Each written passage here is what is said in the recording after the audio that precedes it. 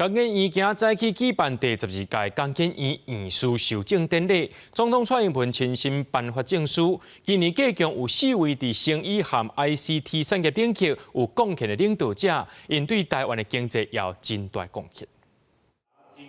江建院今年新科院士有4位，有来自企业界、医疗界、科技界人士，每一位对台湾科技发展、经济发展拢有真大的贡献。包括研华集团董事长刘克进、台大病院院长高敏贤、黑色集团董事长董子贤、明基嘉士达集团董事长陈其宏。台湾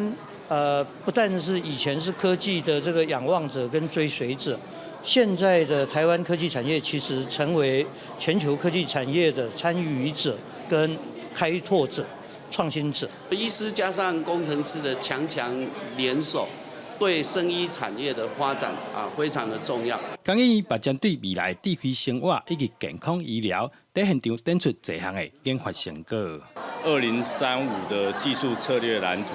也就是说，对我们将来的10年、10几年的一个研发的一个方向，继续发展这不同的技术。总统蔡英文表示，台湾上大的产业资产就是领导企业的人才，无论全世界安怎变化。台湾拢会当做出符合全世界需求的产品。我们一代又一代的台湾的产业的革新，那么不论世界再怎么变，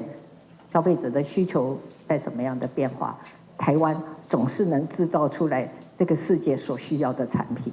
那换句话说，我们台湾能够符合这个全世界的需求、市场的需求，把一代又一代的产品能够制造出来，而且是一个好的产品。总统蔡英文也期待江建院未来会当继续帮助台湾产业转型升级，引领台湾未来在世界徛起的发展方向。记者杜君和新竹报道。